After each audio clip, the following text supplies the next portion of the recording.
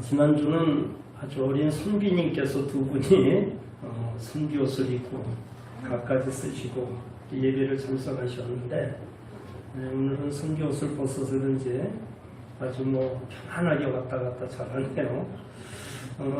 요즘 마을도 그렇고 교회도 그렇고 아이들 보기가 참 힘든 그런 시대가 됐는데, 그래도 우리 교회는 아기들이 참 많은 게 큰 축복입니다. 저 아이들을 위해서라도 이제 빠른 시일 안에 주일학교가 다시 시작이 돼서 우리 교회가 예전처럼 주일학교가 따로 예배를 드릴 수 있는 그런 좋은 환경이 됐으면 좋겠습니다. 여러분이 뉴스를 통해서 아시는 것처럼 우리나라는 세계에서 아기를 낳지 않는 나라, 아주 최고로 아기를 낳지 않는 나라가 돼가지고 소위 말하는 인구 절벽에 지금 부딪혀서 점점 노인은 많아지는데 일할 젊은 사람들이 없어지는 아주 희한한 나라가 지금 됐습니다. 이 피라미드 세모 모양이 이렇게 안정적으로 밑에가 넓고 위에가 좁으면은 안정이 되는데, 그 피라미드를 여러분 거꾸로 세워놔 보세요. 얼마나 불안하겠습니까? 근데 점점 우리나라가 그렇게 돼간다는 겁니다. 젊은 사람은 점점 줄어들고 노인들은 점점 많아지게 되면은, 지금 일본은 이미 그런 나라가 되졌는데 우리나라도 그렇게 될까 싶이 두렵네요. 여러분께서 이 나라 미래를 위해서 더 뜨거운 마음으로 기도해 주시고, 특히 교회 안에 어린아이들이 많이 와지도록 주변의 아이들을 보고 전도해 주시기를 바랍니다. 여러분 아시는 것처럼 우리 교회를 처음 이렇게 땅을 기증하고 교회를 세우게 하신 그 김감문 권사님께서는 주일날 이 동네 애들이 주일인데 교회를 안 가고 놀고 뛰어다니니까 그 이상에서 물어봤잖아요. 왜 주일인데 너 교회 안 가냐? 그랬더니 교회가 없어요. 동네 교회가 없어가지고 아이들이 교회 못 가는 것이 너무 마음이 아프셔가지고, 그래서 시작된 게 우리 세터교회가 아니겠습니까? 그렇죠? 그 아이들을 위해서 시작된 교회가 우리 세터교회입니다. 여러분께서 기억을 하시고요. 정말 주변의 아이들에게 꼭 주일날 보이시기만 하면 교회 가자 이렇게 해가지고 아이들로 하여금 이 교회 가득하도록 여러분 꼭 그렇게 기도해 주시기를 부탁을 드리겠습니다. 우리는 지난 몇 주간 소아시아 7교회와 또 데살로니가 교회에 대해서 말씀을 나눴습니다. 오늘은요, 초대교회가 복음이 확산이 되어져 갈 때 초대교회 여러 교회들이 성장해 나가는 과정 속에 있었음을 살펴보면서 오늘 본문의 말씀처럼 평안하여 든든히 서가는 그런 그 교회상을 통해서 우리가 은혜를 받고, 또 장차 우리 세터교회가 오늘의 말씀의 제목처럼 평안하여 든든히 서가는 교회, 이런 교회가 이루어졌음 하는 그런 바람을 가지고 말씀을 나누려고 합니다. 사실 초대교회의 시작은 미미했어요. 여러분이 아시는 것처럼 초대교회는 제일 처음 예수님께서 12제자를 뽑으시고 시작을 했습니다. 그 다음에 주님께서 한때 70명의 제자를 파송하신 적이 있었습니다. 그리고 주님께서 이제 마가의 다락방에서 참 승천하신 후에 120명의 성도들이 모여서 출발된 게 아마 예루살렘 교회가 되겠죠. 그 후에 500여 명의 성도들이 있었음을 성경이 말하고요. 그 다음에 베드로가 나가서 설교할 때 3,000명이 회개하는 역사를 이루었고, 그 다음에 보면은 5천여 명, 그 다음에는 수만 명이라고 이렇게 말했고, 나중에는 헤아릴 수 없을 만큼 많은 무리였다라고 이렇게 말함으로써 초대교회가 이렇게 점차적으로 그 수가 늘어난 과정들을 성경은 말씀하고 있습니다. 앞으로 우리 세터교회도 평안하여 또 참 성령의 위로를 통해서 든든히 서가는 그런 축복이 있기를 주의 이름으로 축원합니다. 그러기 위해서는 저와 여러분 한 사람 한 사람이 하나님 앞에서 정말 초대교회 성도들이 가졌던 그 마음과 또 그 믿음을 우리가 가지고 지닐 때에 우리 교회도 앞으로 아름다운 역사를 이루는 교회가 되어질 것입니다. 여기 든든히 서가고라고 하는 말이 있죠. 든든히 서가고라고 하는 이 단어가 있는데 헬라어에서는 오이코도메오 이렇게 쓰여진 단어입니다. 이 오이코도메오라고 하는 이 단어는요, 집을 짓다, 세우다, 재건하다, 다시 건축한다 등 뜻이 담겨진 건축 용어예요. 집을 짓는다, 이제 그런 뜻을 가진 말이죠. 그 당시 건축은 주로 돌로 이렇게 다듬어 가지고 집을 짓게 되어졌는데요. 그 당시 이렇게 세워진 건축물들, 특히 이스라엘이나 이런 쪽에 가보게 되어지면은 수천 년이 지난 지금까지도 그 건물들이 남아있는 거예요. 그렇죠?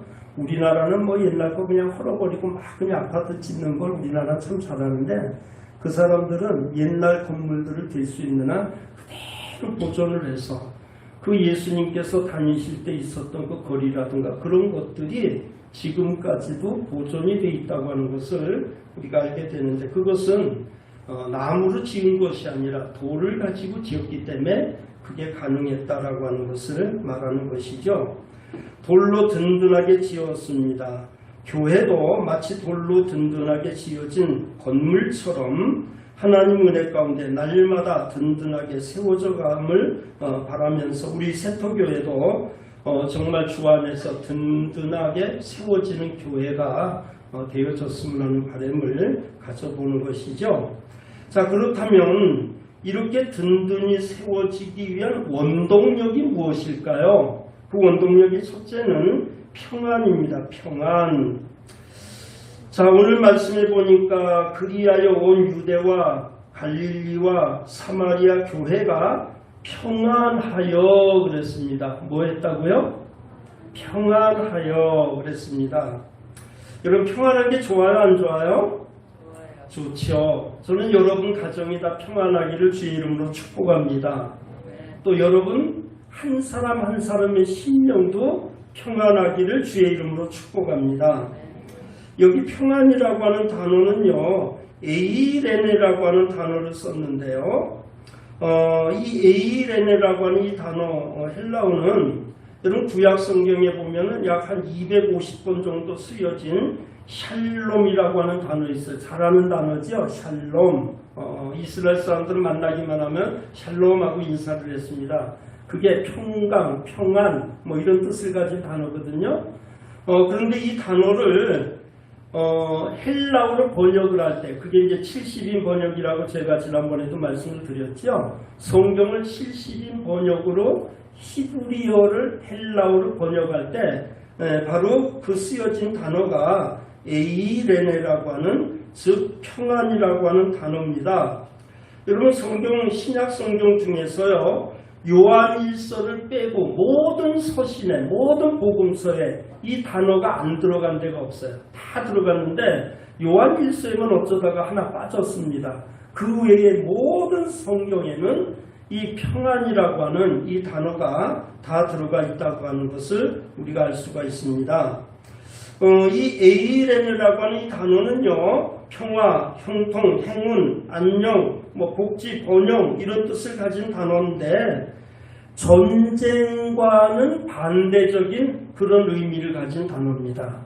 여러분 지금 세계 도처에서 전쟁이 일어나고 있잖아요. 근데 평안이라고 하는 단어, 이 에이레네라고 하는 이 단어는 분쟁이 없고 전쟁이 없는 그야말로 말 그대로 평안입니다. 평안하고 평강이고 참 행복하고 이런 그 의미를 가진 단어가 바로 이런 단어라고 하는 것을 우리가 알 수가 있죠.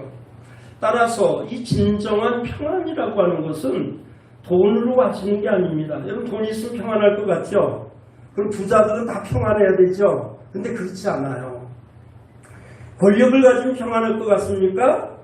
글쎄요, 일시적으로 평안할 수 있겠죠. 돈이나 권력을 가지거나 또는 무슨 어마어마한 어떤 참 권력을 가진다든지 출세를 한다든지 이런 거를 가졌을 때 일시적으로 우리에게 평안이 와질 수는 있지만 그 평안은 진정한 평안이 아니기 때문에 곧 없어집니다. 그리고 평안인 줄 알았던 것이 오히려 내게 근심을 주고 걱정을 주는 거예요. 여러분, 로또 복권 당첨된 사람들이 다 평안해야 될 텐데 그 통계 여러분도 아마 보셨습니다만 그 복권 당첨된 사람들이 다 평안하냐? 그 중에 부지기수가 자살을 하거나 불행하게 그냥 거지가 된 사람들이 오히려 많다라고 하는 것은 뭘 얘기를 해주는 겁니까?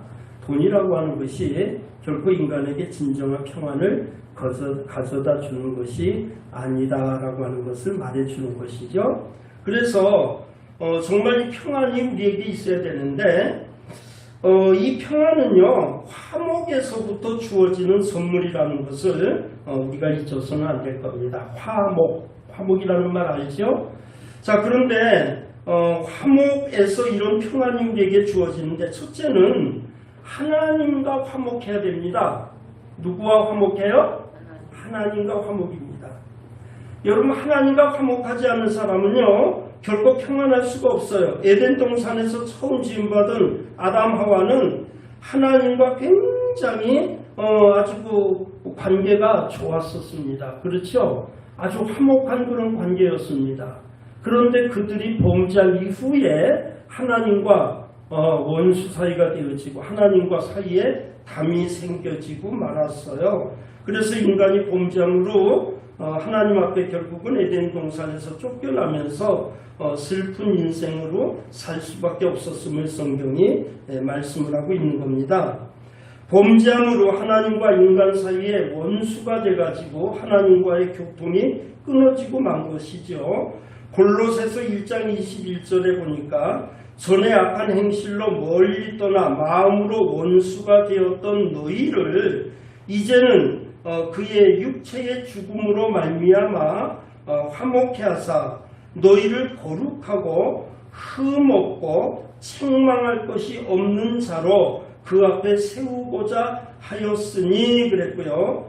로마서 5장 10절에 곧 우리가 원수 되었을 때에 그 아들의 죽으심으로 말미암아 하나님으로 더불어 화목하게 되었다라고 이렇게 말씀합니다.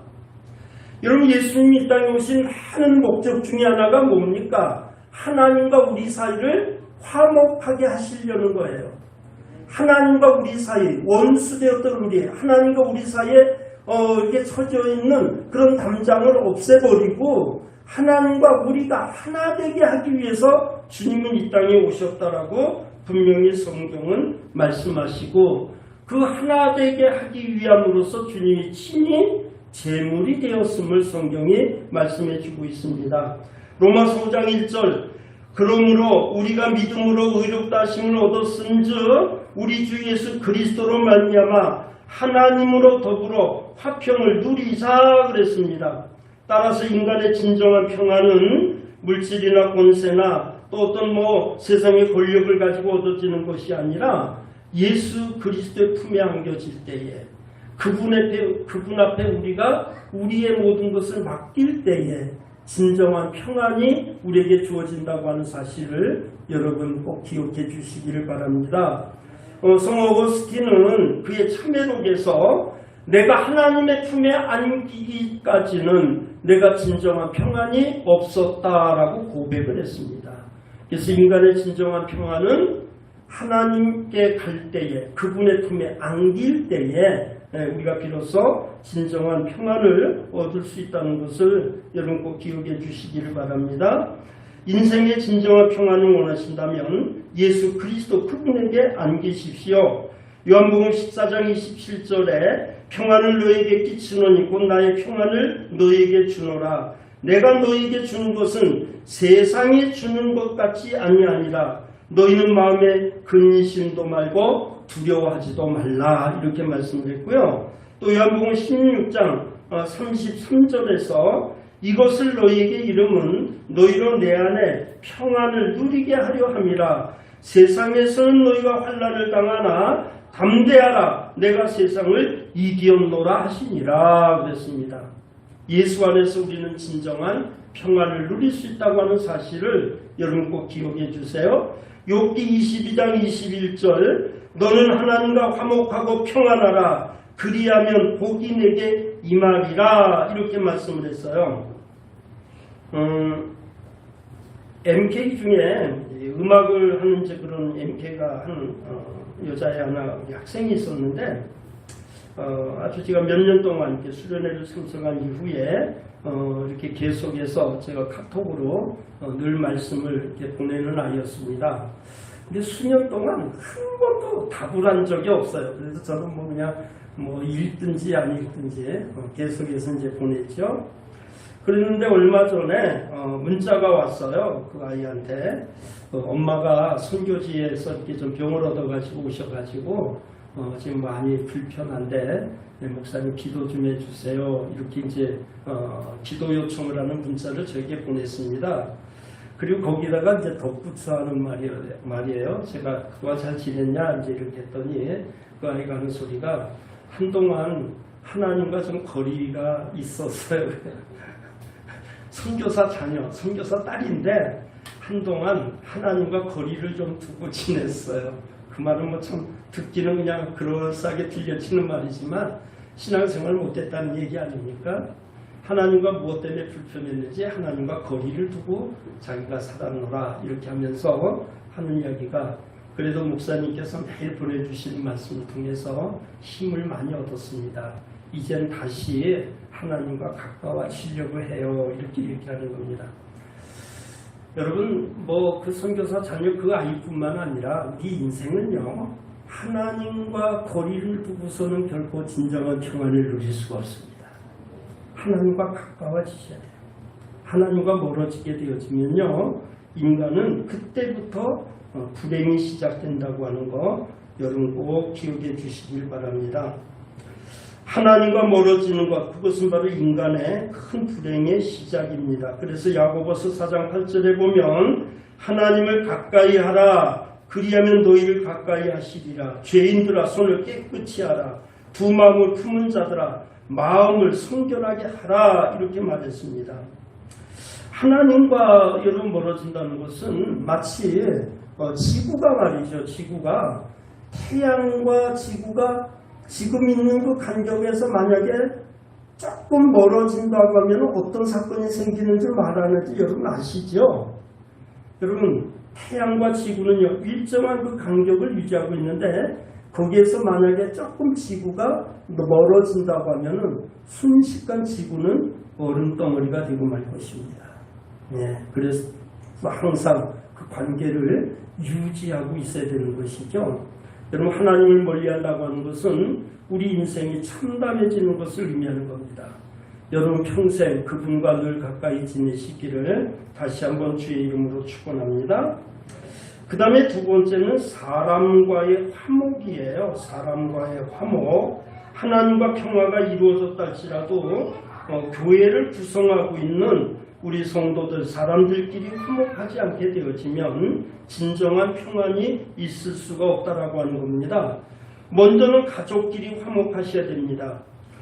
잠언 17장 1절에 마른 떡 한 조각만 있고도 화목하는 것이 육선이 집에 가득하고 다투는 것보다 나으니라 그랬고요. 잠언 25장 24절에는 다투는 여인과 함께 큰 집에서 사는 것보다 움막에서 혼자 사는 것이 나으니라 이렇게 말했습니다.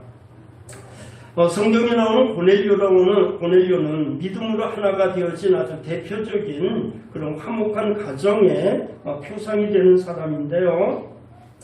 사도행전 10장 1절에 보면요. 가이사라의 고넬료라는 사람이 있으니 이달리아 부대라 하는 군대의 백부장이라 그가 경건하여 온 집안과 더불어 하나님을 경외하며 백성을 많이 구제하고 하나님께 항상 기도하더니 그랬습니다. 여러분 이 짧은 성경 구절에서 고넬료라고 하는 로마 백부장이 그 가정이 어떤 가정인지를 우리들에게 보여주고 있잖아요. 그렇죠? 비록 침략자로서 이방 나라에 와가지고 주둔해 있는 군대의 백부장이지만은 그는 하나님을 경외하는 사람이었고 하나님을 경외하는 사람뿐만 아니라 불쌍하고 어려운 이웃을 위해서 구제하는 사람이었고, 나중에는 베드로를 초청해서 자기 집에서 가정 예배를 드릴 만큼 신실한 신앙의 사람이었음을 말하는데, 이것은 고넬료 혼자 되는 일이 아니라는 이야기입니다. 가정이 화목함으로 이런 일을 이룰 수 있었음을 말씀해 주고 있습니다. 욥은 성경에 나오는 대표적인 화목한 가정상을 보여주고 있는데요. 좀 깁니다. 욥기 1장 1절 이하에 보면요.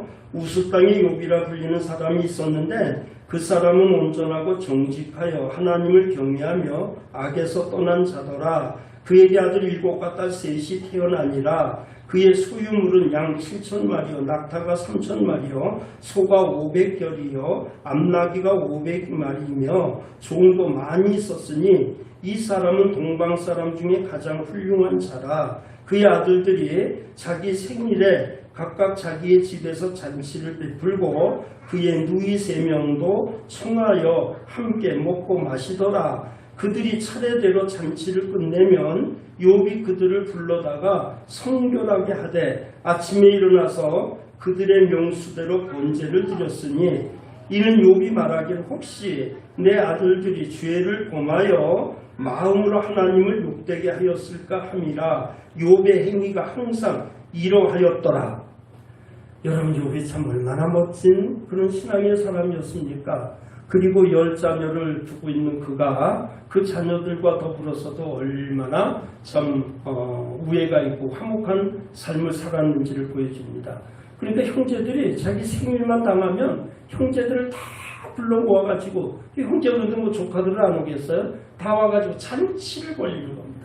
그걸로 끝난 게 아니에요. 욥은 그 잔치가 끝날 때마다 그 모든 가족들을 위해서 하나님 앞에 제사를 드리고 그들을 위해서 복을 빌었다는 겁니다.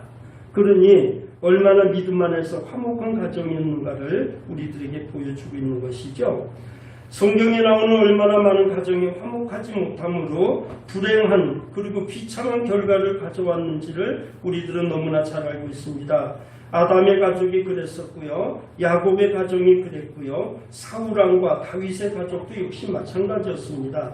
따라서 교회와 가족이 교회도 이런 가족이 불안 이런 가정이 있게 되어지면 그로 인해서 온 교회가 같이 신음을 하고 참 아픔을 겪게 되는 것이죠. 저는 우리 세토교 온 성도들 가정이 다 주 안에서 화목하기를 주의 이름으로 축원합니다. 여러분 가정이 화목하셔야 됩니다. 그래서 영적으로 여러분이 하나가 되어지고 하나님이 기뻐하시는 그런 참 화목한 가정을 이룰 수 있기를 다시 한번 주의 이름으로 축원합니다. 그 다음에 목회자와 화목도 굉장히 중요합니다. 데살로니가전서 5장 12절 형제들아 우리가 너희에게 구하노니 너희 가운데서 수고하고 주 안에서 너희를 다스리며 권하는 자들을 너희가 알고 저의 역사로 말미암아 사랑 안에서 가장 귀히 여기며 너희끼리 화목하라 그랬고요.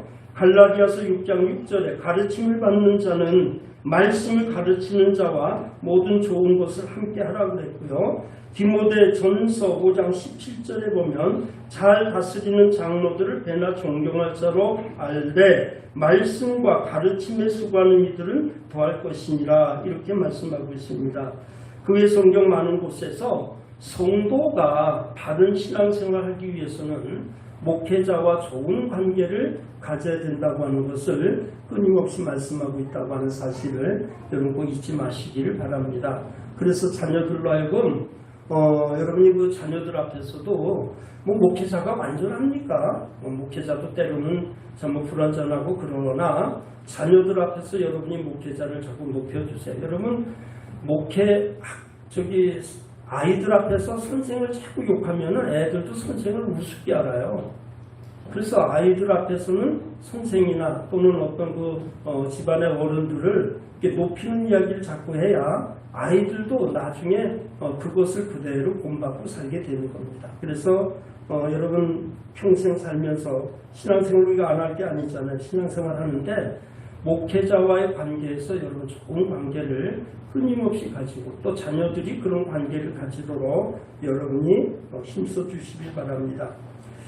또 그 다음에 중요한 것은 성도들끼리 화목입니다. 자, 하나님과 관계가 좋아요. 목회자와도 관계가 원만해요. 그런데 성도들끼리 자꾸 튀겨가고 부딪히게 되어지면 역시 거기에는 평안이 있을 수가 없습니다.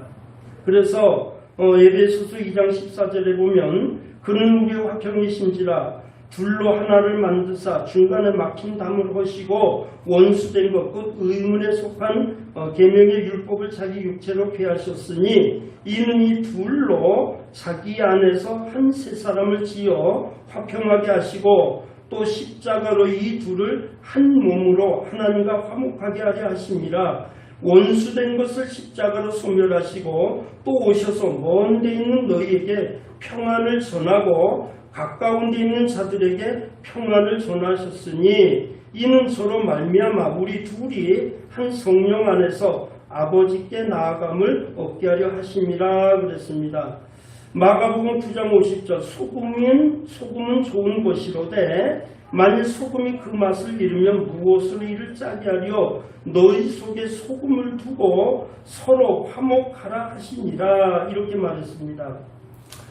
우리 주님이 이 땅에 오신 목적 중에 하나가 화목을 위해서입니다. 그래서 주님은 친히 아버지와 내가 하나가 된 것 같이 저희들도 하나가 되게 하소서. 이건 우리 주님의 아주 소원이셨어요. 고린도 교회는 우리가 아는 대로 참 다투고 화목하지 못한 그런 교회였음을 우리들에게 보여줍니다. 그래서 바울은 고린도 교회 편지를 쓸 때 고린도전서 1장 10절에서 형제들아 내가 우리 주 예수 그리스도의 이름으로 너희를 권하노니 다 같은 말을 하고 너희 가운데 분쟁이 없이 같은 마음으로 같은 뜻으로 온전하게 합하라 그랬고요. 3장 3절에서는 너희가 아직도 육신에 속한 자로다. 너희 가운데 시기와 분쟁이 있으니 어찌 육신에 속하여 사람을 따라 행함이 아니려 그랬고요. 1장 11절에 내 형제들아 근로의 지편으로 너희에게 대한 말이 내게 들리니 곧 너희 가운데 분쟁이 있다는 것이라. 이는 다름이 아니라 너희가 각각 이르되 나는 아볼로에게 나는 바울에게 나는 게바에게 나는 그리스도에게 속하리라 하는 것이라. 그리스도께서 어찌 나뉘었느냐. 바울이 너희를 위하여 십자가에 못 박혔으며 바울의 이름으로 너희가 세례를 받았느냐 이렇게 묻습니다. 바울 사도는 로마서를 통해서도요 구원받은 그리스도인들이 서로의 약점을 담당하고 강한 자가 약한 자를 받아줌으로써 화목하게 하는 진리를 가르쳤습니다. 우리 주님께서도 성도들이 하나 되기 위한 그런 간절한 기도의 소원을 올린 적도 있습니다. 저희들이 하나가 되게 하소서. 이건 우리 주님의 간절한 소원이셨어요. 우리 한국교회는 참 여러분이 아시는 것처럼 너무나 다툼이 많고 참 이게 교단과 교파가 너무나 갈기갈기 찢어졌습니다. 3년 만에 참 총회를 참석했는데 너무 마음이 아팠어요. 왜냐하면 대신이라고 하는 우리나라에서 최초의 자생교단 57년 전에 세워진 교단인데 이 합치는 과정에서 또 뭐 이렇게 불협화음이 일어나고 그래가지고 대신 이름을 끌어다가 쓰는 교단이 몇 개가 생기고 말았어요. 미미한 숫자이긴 하지만 그래도 어쨌든 교단이 갈라져 합치자고 한 건데 합쳐지기는커녕 갈라졌다는 것이 너무 가슴이 아픈 것이죠. 우리 주님께서 얼마나 그것을 마음 아파하실까 이런 생각을 하면서 이번 총회는 진짜 말 한마디 안 하고 그냥 참 가슴 아픈 그런 모습들을 보면서 그냥 제가 할 수 있는 게 뭐 있겠어요? 하나님 우리 교단이 속히 하나가 되게 해주세요. 이렇게 나갔던 너희가 다시 돌아오는 그런 복귀에 대한 그런 이제 허락도 있었고 지금도 이제 나간 교단과 더불어서 교류하면서 같이 체육대회를 하고 학술교제를 하면서 하나가 되자 이제 이런 움직임이 있어서 언젠가는 하나가 될 것이라 이런 생각을 해보지만 너무 마음이 아파요. 근데 제가 마음이 아픈데 우리 하나님 마음은 얼마나 아프시겠어요. 그죠? 주님의 몸이 찢어졌잖아요. 그래서 사실은 예수 그리스도께서 이 땅에 참 우리를 구원하기 위해서 오신 그분이신데 예수 이름을 가지고 그리스도 이름을 가지고 기독교 이름을 가지고 서로 다투면서 싸우는 그 모습은 너무나 참 슬픈 현실입니다. 그래서 이런 빠른 화목의 은혜가 다시 우리 한국교회에 있었으면 우리 교단에 있었으면 하는 그런 마음을 가져봅니다. 그 다음에는 이제 이웃과의 화목이에요. 하나님과 화목을 이룬 성도들은 또 성도들과 화목을 잘 이루어야 되고 나아가서는 우리의 이웃, 세상 사람들과도 화목해야 됩니다. 주님께서는 선한 사마리아 사람의 그 비유를 통해서 우리의 이웃이 누구인지를 설명해 주셨습니다. 주님은 우리로 하여금 세상의 소금으로 세상의 빛으로 살 것을 말씀하셨죠. 근데 이 소금과 빛이라고 하는 이 중대한 사명이 교회 안에서는 이루어지는 것 같은데 세상에 나가서는 더 이상 그리스도인들이 빛도 아니고 소금도 아닌 그런 모습으로 살아갈 때 우리 그리스도인들로 하여금 오히려 세상 사람들에게 조롱을 받고 손가락질 당하는 그런 아픔이 있는 것을 우리가 보게 됩니다. 저는 친히 보질 않았습니다만 요즘 어떤 드라마 중에서도 나오는 이제 가짜 목사가 있다고 그래요. 그 드라마에 가짜 사기 목사가 아주 사기를 치고 막 그런 것들이 나오는데 아주 그냥 성경 구절을 인용을 잘 해가면서 그렇게 사기를 친다는 거예요.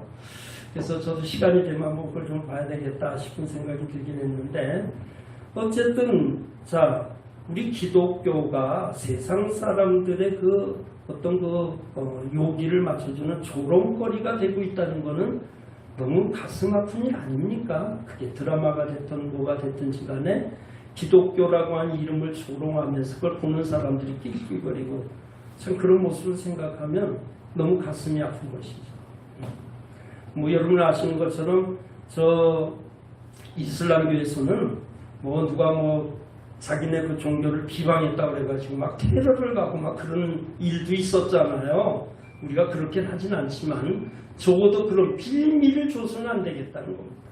우리 기독교인들이 세상에 나가서도 여전히 믿지 않는 세상 사람과 더불어 화목하고 그들을 우리가 진정 빛으로서 소금으로서 대하게 되어진다면 얼마나 멋진 삶을 우리가 사는 걸까요? 여러분 초대교회에 대해서 사도행전에는 뭐라고 기록합니까?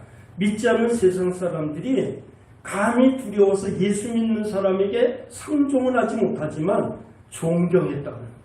그들을 아주 신선한 눈으로 보면서 그리스도인들은 멋있어 이렇게 칭찬을 했다는 거예요. 오늘 한국교회가 칭찬을 받습니까?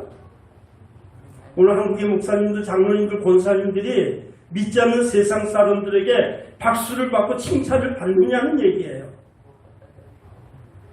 얼마나 부끄럽습니까? 주님은 너희가 세상의 빛이다, 소금이다 그랬는데 빛이나 소금이 없으면 세상 정말 어두워지고 맛없는 세상이어야 될 텐데 예수 믿는 사람이 아니어도 얼마든지 세상은 맛있다고 떠들어대고 있으니 너무 가슴 아프잖아요. 이런 믿지 않는 세상 사람들 그들과도 화목하셔야 됩니다. 그들을 위해서 기도해 주시고 그들의 손을 잡아주고 그들을 주 안으로 이끌려고 하면은 그들과 화목하는 그런 은혜가 우리에게 있어야 된다는 것을 여러분 꼭 기억해 주세요. 주님은 제일 큰 계명이 무엇이냐고 묻는 이들에게 첫째는 내 마음과 성품과 목숨을 다해서 주 너희 하나님을 사랑하라 그래놓고 두 번째는 마가복음 12장 31절의 말씀처럼 둘째는 이것이니 내 이웃을 내 몸과 같이 사랑하라 하신 것이라 이에 더 큰 계명은 없느니라 이렇게 말씀했습니다. 로마서 13장 9절에 보면 간음하지 말라, 살인하지 말라, 도적질하지 말라, 탐내지 말라 한 것과 그 외에 다른 계명이 있을지라도 내 이웃을 내 자신과 같이 사랑하라 하신 그 말씀 가운데 다 들었느니라 이렇게 말씀을 합니다. 그리고 히브리서 12장 14절에서는요. 모든 사람으로 더불어 화평함과 거룩함을 좇으라. 이것이 없이는 아무도 주를 보지 못하리라 그랬습니다. 이익과 화목하지 못한 자가 하나님을 볼 수 없다는 충격적인 이야기를 우리가 결코 잊어서는 안 될 겁니다. 하나님은 우리에게 사랑의 대상을 정해 주시면서 최종적으로 사랑해야 될 그 대상은 원수까지도 포함하고 있다는 것을 잊어서는 안 됩니다. 주님은 내 이웃뿐만 아니라 그 이웃 가운데는 원수까지 포함이 됐다는 것도 여러분 잊지 마십시오. 따라서 우리가 사랑해야 될 대상은 이 세상의 모든 사람들이지 내가 정해서 저 사람은 아니고 누구는 아니고 어느 나라 사람 아니고 그게 아니라는 겁니다. 저도 일본 사람 안 좋아해요. 일본 사람 그냥 뭐 잘 되는 거 보면 괜히 기분 안 좋아요. 그래도 주님께서는 그들조차도 사랑의 대상으로 정해 주셨다라고 하는 겁니다. 그동안 여러분 기도 제목 속에 빠져있던 사람들이 혹시 생각이 나십니까? 그들을 위해서 기도해 주세요. 하나님께서는 내 이웃의 모든 사람들을 사랑의 대상으로 삼고 그들을 위해서 기도할 것을 명령하고 있다고 하는 사실을 여러분 꼭 기억해 주시길 바랍니다.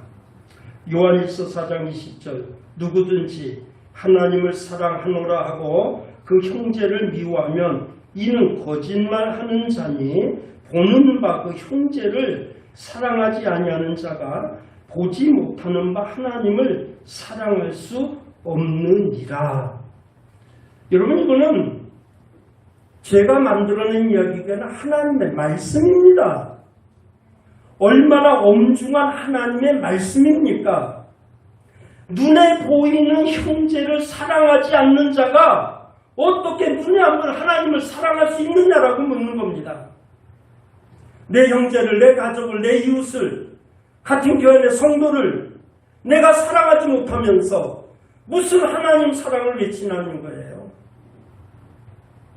먼저 우리는 이웃을, 내 가족을, 내 주변의 모든 사람들을, 심지어 나를 힘들게 하고 어렵게 하는 자들까지라도 사랑할 수 있는 여유와 마음을 가지고 비로소 우리는 하나님 사랑해요라고 고백할 수 있다는 것을 잊어서는 안 됩니다. 사랑하는 새도가족 여러분, 우리 교회를 든든히 서가는 복된 교회를 이루기 위해서는 평안으로 든든히 세워져 가야 된다고 하는 것 잊지 마시길 바랍니다. 가정이나 국가나 교회가 화목하지 않으면 결코 든든히 서갈 수가 없다는 것도 여러분 꼭 기억해 주세요. 학교에서는 사제 간의 평화가 이루어지고 직장에는 노사 간의 화목이 이루어지고 가정에서는 부모 형제 간에 서로 화목해야 함을 잊지 마시길 바랍니다. 이 좁은 땅덩어리를 갈라놓고 이렇게 민족끼리 늘 참 앙숙이 돼서 싸우는 우리나라 인구 절벽이라든가 노령화 시대 우리가 안고 있는 많은 문제들은 어쩌면 남북 통일이 이루어짐으로써 다 해결될 수 있는 최선의 방법이 될 것입니다. 지금은 어렵고 힘들지만 하나님께서 탁월한 지도자를 이 땅에 세워주시고 그리고 하나님이 하게 하시면 되는 거예요. 그렇죠? 아무리 우리가 남북 통일 외친다고 해서 남북 통일이 이루어지는 게 아니라 하나님이 하시면 됩니다. 하나님께서 이 민족을 불쌍히 여겨주셔서 많은 지금 세계 많은 그 정치를 하고 예언하는 이들은 대한민국의 남한과 북한이 합쳐진다면 세계를 이끄는 지도적인 나라가 될 것이라고 하는데 아무도 의심하지 않습니다. 그래서 우리 대한민국이 다른 것이 아닌 복음으로 통일 이것밖에 없어요. 정치적인 통일 안 됩니다. 뭐 이념적인 통일 그것도 안 됩니다. 반드시 남한과 북한은 복음으로 통일이 돼야 됩니다. 그래서 끊임없이 지금도 북한 땅을 위해서 복음을 전하고 목숨을 걸고 순교하기로 작정한 이들이 얼마나 많은지 몰라요. 조금만 틈이 벌어지면 우리 남한에 지금 얼마나 많은 단체들이 북한에 들어가서 복음을 전하려고 하는지 몰라요.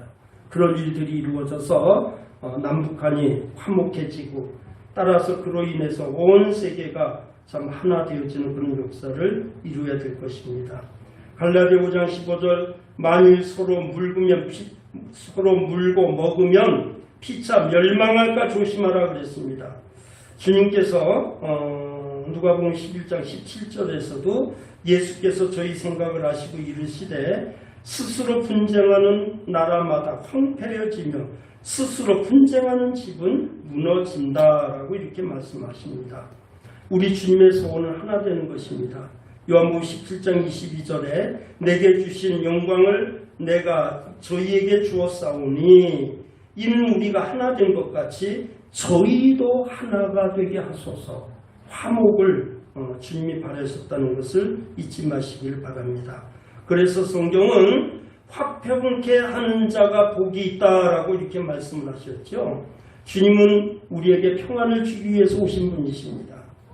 주님이 주시는 평안은 세상이 주는 평안과는 다릅니다. 그래서 요한복음 14장 27절에 평안을 너에게 끼치노니 곧 나의 평안을 너에게 주노라. 내가 너에게 주는 것은 세상이 주는 것 같이 아니하니라. 너희는 마음에 근심하지도 말고 두려워하지도 말라. 이렇게 말씀했습니다. 사랑하는 여러분, 우리 세터교회가 지난 몇 주를 걸쳐서 여러 교회를 이렇게 순방을 하면서 이건 참 좋은 거야. 우리 교회가 가져야 돼. 이런 것들을 나름대로 여러분이 다 취하셨지요. 따라서 이제 우리 교회는 정말 평안하여 든든히 서가는 그런 복되고 귀한 교회가 되어지고 교회도 평안하고 여러분의 기업도 평안하고 여러분의 가정도 평안하고 여러분 개인이 다 평안해서 하나님이 주시는 평안으로 가득 찬 축복의 교회가 되어지기를 주의 이름으로 축원합니다.